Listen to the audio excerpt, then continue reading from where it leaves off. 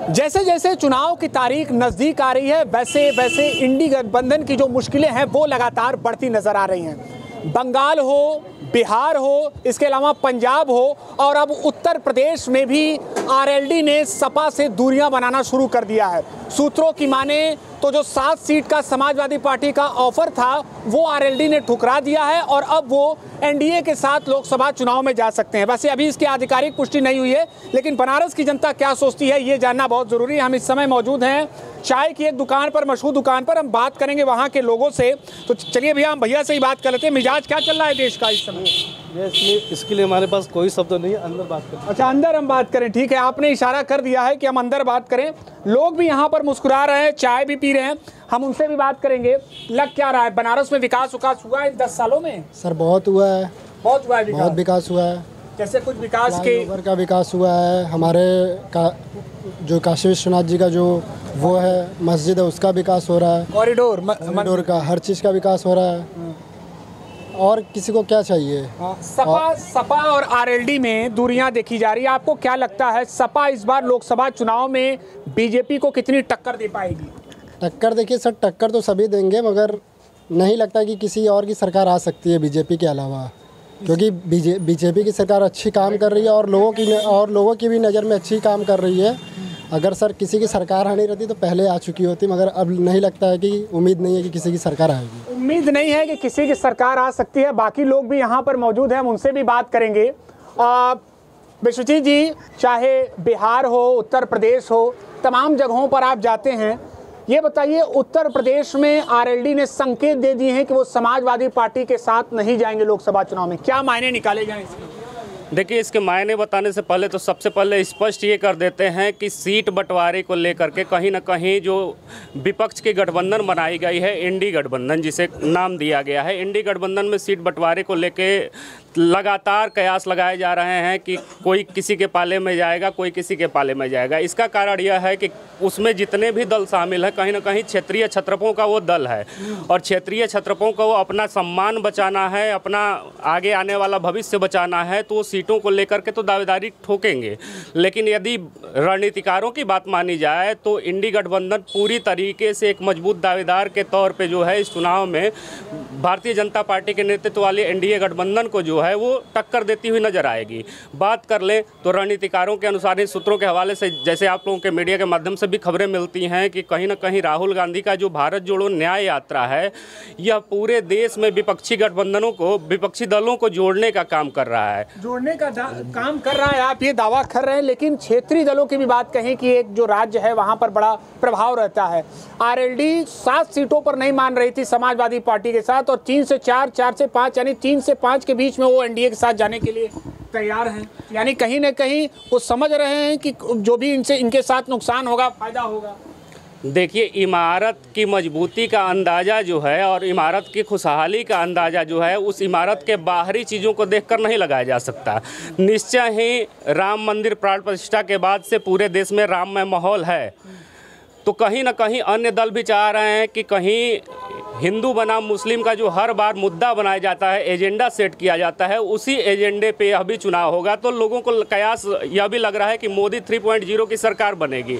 शायद यही हो सकता है कि आरएलडी अपने दिमाग में ये बात बैठा ली हो और मोदी 3.0 का ख्वाब देखने के चक्कर में वो एनडीए गठबंधन में जाना चाहती हो। अब सपा अकेले जाएगी तो यानी टक्कर देगी। आपको क्या लगता है देश का मिजाज क्या चल रहा है इस समय? किसको मौका मिलेगा? 2024 लोकसभा चुनाव की बात कर लें भैया। देखिए, मौका रोजगार को मिलना चाहिए, मौका स्वास्थ्य को मिलना चाहिए और मौका एजुकेशन को मिलना चाहिए। 3 चीज़ अगर देश में रहें तो हमारे देश को आगे बढ़ने से कोई नहीं रोक सकता है। चाहे किसी की भी सरकार हो, बीजेपी आए, सपा आए, कांग्रेस आए, कोई भी सरकार आए, नेता लोग अगर ईमानदारी से अपना काम अगर कर लें तो हम बता रहे हैं कि यहाँ हमारा देश जो है विश्व गुरु जो कहते हैं कि विश्व गुरु बन जाएगा, तो उसे विश्व गुरु बनने से कोई नहीं रोक सकता है। आप किस जनपद से हैं? वाराणसी से हैं कि? मैं वाराणसी से हूँ। वाराणसी में तो हम भी देख रहे हैं जमीनी स्तर पर कई बदलाव हुए हैं, लेकिन आपको क्या लगता है कि उत्तर प्रदेश के बाकी जिलों की स्थिति क्या है? जहां पर जो स्थानीय नेता हैं, स्थानीय जनप्रतिनिधि हैं, उन्होंने काम किया। जैसे मैं आसपास के जिले की बात कर लूँ, चंदौली की, महेंद्र नाथ पांडे जी 2 बार वहां से सांसद रहे, विकास हुआ है? नहीं, बिल्कुल नहीं हुआ है विकास। देखिए, मैं बोला ना कि अगर नेता लोग ईमानदार हो जाएं तो हमारा देश अपने आप विकास करने लगेगा। जब नेता ही ईमानदार नहीं रहेंगे तो विकास किस चीज़ का? ईमानदारी बहुत ईमानदारी। आप कैसे देखते हैं, किसे मौका मिल रहा है इस बार? मौका देखिए, जो भी चल रहा है यहाँ पे स्ट्रीम चल रहा है, लेकिन तो भाजपा 3.0 की सरकार बनेगी। लेकिन इन्होंने जो पॉइंट्स बोला कि रोजगार को लेके, शिक्षा को लेके और समाज सुधार जो होना चाहिए, कि समाज का लय भी काफ़ी हद तक बिगड़ा है या बना है। ठीक है, अपने अपने सबके विचार होते हैं, लेकिन मेरे हिसाब से समाज का ऐसा जो रहना चाहिए प्रेजेंटली वो नहीं है। एक मॉडर्नाइजेशन जो लाई जा रही है, चीज़ों का विकास किया जा रहा है, विकास करने में बनी बनाई चीज़ों को बिगाड़ा भी जा रहा है। ठीक है, तो रोजगार देने में सक्षम हुई है कि नहीं सरकार? नहीं, हमें नहीं लगता है कि सक्षम नहीं। बिल्कुल नहीं हुई है, बिल्कुल नहीं हुई है। आप जीडीपी देखिए, घट गया है। आप रोजगार के मामले में देखेंगे, 1 करोड़ रोजगार मोदी जी बोले थे कि हर साल दिया जाएगा। कहाँ से मिल रहा है? कहीं मिल रहा है? कोई वैकेंसी आ रही है तो उसका पेपर लीक हो जा रहा है। अभी सीटेट का पेपर हो रहा था, उसका जो है पेपर लीक हो गया, अभी आज ही की बात है। तो रोजगार, भाई रोजगार चिल्लाने से नहीं होता है, रोजगार देने से होता है। अब देखिए, बिहार में तेजस्वी जी की सरकार थी, उन्होंने 7 महीने में लगभग 40 लाख शायद वैकेंसी कुछ था, मुझे नहीं पता, 4 लाख शायद था कुछ। तो वो वैकेंसी आई और उसमें जो है लोगों की भर्तियां भी हुई। तो वैसे भर्ती हुई है, अच्छी संख्या में भर्ती हुई है, तो वही होना चाहिए। आप बीजेपी से रहिए, आप कांग्रेस, सपा, किसी पार्टी से रहिए, भाई हमें क्या चाहिए? हमें चाहिए रोटी, बिजली, पानी और रोजगार और स्वास्थ्य। 4-5 चीजें हमारे आधारभूत हैं, वो दे दे भाई, हम किसी को भी वोट कर देंगे। ये विषय मूल है और इन्हीं विषयों को लेकर विपक्ष को जाना चाहिए। लेकिन विपक्ष जो बाकी दलों को साधने में वो कामयाब क्यों नहीं हो पा रहा है? बंगाल में ममता बनर्जी ने कह दिया कि हम अकेले लड़ेंगे। खैर, वो एक अलग विषय है, क्योंकि वहाँ पर समाजवादी पार्टी का कोई जनाधार नहीं है। वहाँ पर विशेष तौर पर ममता बनर्जी का अच्छा खासा वहाँ पर जनाधार है। तो और अलग अलग जगहों पर क्यों बिखराव देखने को मिल रहा है, जबकि एनडीए ने सारे तरफ गोलबंदी कर ली है? फूट डालो, शासन करो। वोट डालो, शासन करो। बीजेपी की नीति यही है कि फूट डालो और शासन करो। जो अंग्रेज़ों से हमें जो मिला है इतिहास में, जो हमें जो विरासत में मिली है, ये एक चीज़ बहुत गंदी मिली है।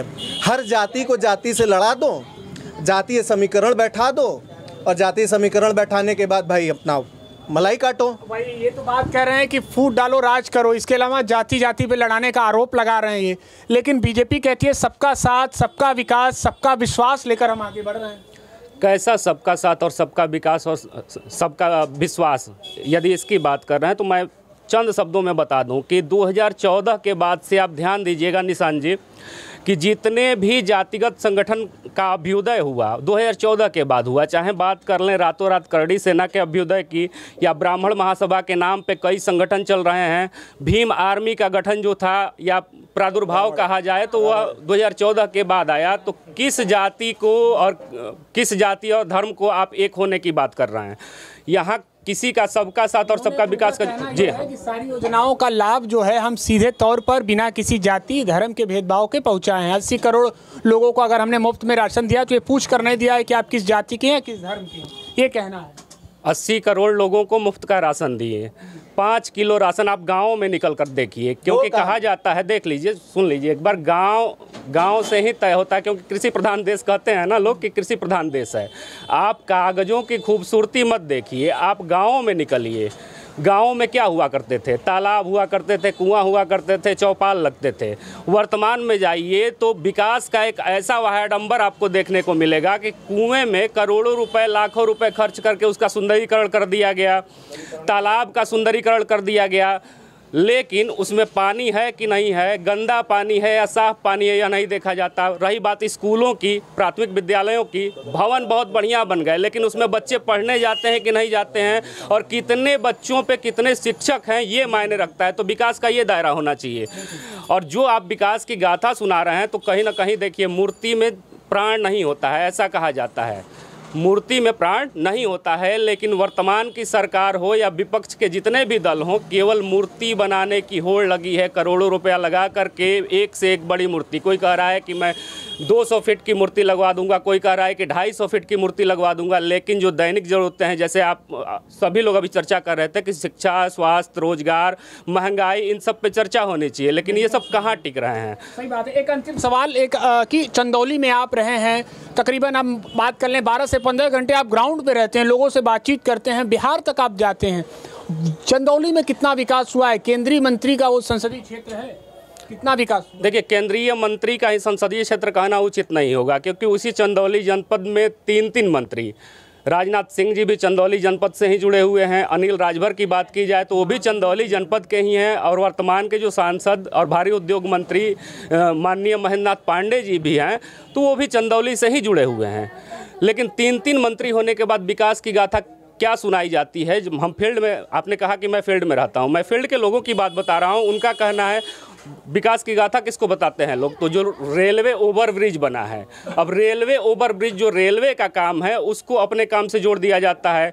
फिर सड़कों का निर्माण लोग बताते हैं। एक तरफ तो नितिन गडकरी को कहीं ना कहीं भारतीय जनता पार्टी जो है दरकिनार करती हुई नजर आती है, और दूसरे तरफ उसी नितिन गडकरी के कामों को विकास के रूप में दिखाती हुई नजर आती है। हम आपसे सवाल लेंगे, कितने 10 साल उनके कार्यकाल हो रहे हैं, कितने अस्पताल बने हैं? एक भी अस्पताल तैयार हुए वहाँ पे? मैं उसी मुद्दे पे आ रहा, हमारे पास समय की भी में उसी मुद्दे पे आ रहा था। मेडिकल कॉलेज जो अभी बन के तैयार हो चुका है, बाबा कीनाराम राजकीय मेडिकल कॉलेज जो है नौबतपुर में बन के तैयार हो चुका है, लेकिन उससे पहले की यदि बात करें तो 2014 से लेकर के 2024 का चुनाव नज़दीक आ गया। इन 10 सालों में एक ट्रामा सेंटर भी खुलने वाला था चंदौली में, आपको जानकारी होगा तो होगा। वह ट्रामा सेंटर जो है रामनगर के ठीक बगल में खुलने वाला था, जिसका निर्माण जानते हैं कितना हुआ है? केवल बाउंड्री वाल 6 फीट की बना दी गई है, और एक बोर्ड लगा दिया गया है, उस पर बड़े बड़े अक्षरों में लिख दिया गया है फलाने ढिमकाने, जो भी, मैं नेता का नाम चूंकि नहीं लूँगा, वो नाम लिख करके छोड़ दिया गया है। और 2019 के चुनाव से ठीक पहले भी शिलान्यास किया गया था, और 2024 के चुनाव से ठीक पहले भी पुनः उसका शिलान्यास किया गया, और शिलान्यास करने में करोड़ों रुपए जो थे खर्च किए गए, दिखावा करने में, विज्ञापन करने में। सारी व्यवस्थाएं अभी करनी है। आप उनके जो कामकाज हैं उनको मानते हैं कि कहीं ना कहीं काफ़ी अधूरा रहा और मूलभूत सुविधाओं से वो काफ़ी दूर रहे। तो ये थी हमारी बातचीत बनारस की जनता से। हम अंतिम कमेंट भी ले लेते हैं। आरएलडी सपा में दूरियां देखी जा रही है, नज़दीकियां एनडीए से बढ़ रही है आरएलडी की, क्या मानते हैं? यानी यहाँ पर सपा की मुश्किलें बढ़ेगी, उत्तर प्रदेश में बढ़ेंगी कि नहीं? देखिए, नज़दीकी दूरियां तो योगी जी और मोदी जी के बीच भी हुई है, लेकिन अंदर से मिले हुए हैं, अंदर से अलग हैं लेकिन बाहर से मिले हुए हैं। उसी तरह सपा आरएलडी का है, तो भाई मन मुटाव, देखिए जहाँ 2 थाली रहती है आपस में थोड़ा बहुत रहता है, तो उसी चीज़ को आप बढ़ा चढ़ा के पेश करें, मीडिया पेश करे या कोई पेश करे, तो भाई गलत बात है। तो बात का पतंगड़ बनाना। पश्चिमी उत्तर प्रदेश में आरएलडी का एक बड़ा जनाधार है, अब वो एनडीए के साथ अगर जाते हैं तो नुकसान होगा सपा का? नुकसान सपा का होगा ही, सपा का नुकसान होगा। आप मानते हैं विश्वजीत जी कि अगर एनडीए के साथ आरएलडी जानते हैं तो बड़ा नुकसान होगा, या अकेले लड़ेंगे तो फायदा होगा?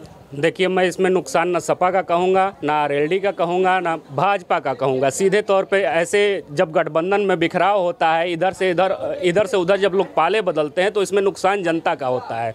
बात करें सटे हुए प्रदेश बिहार की, तो बिहार में आपने पलटू चाचा का नाम सुना होगा। पलटू चाचा को जानते हैं कि नहीं जानते हैं? 11 बार, सुन लीजिए, 11 बार संकल्प लिए हैं पलटू चाचा, 9 बार तो मुख्यमंत्री का शपथ ले लिए, 2 बार और बचा हुआ है। और कहीं ना कहीं बिहार में जिस प्रकार की राजनीति चल रही है, यूपी में भी अगर ऐसा होता है तो सीधे तौर पर जनता को नुकसान होगा। समझ सकते हैं कि देश में सियासी सरगर्मी बढ़ चुकी है। ऐसे में देखना होगा कि आरएलडी बीजेपी के साथ जाती है कि नहीं, लेकिन इसको लेकर कई कयास लगाए जा रहे हैं। एबीपी लाइव के लिए निशांत चतुर्वेदी, वाराणसी।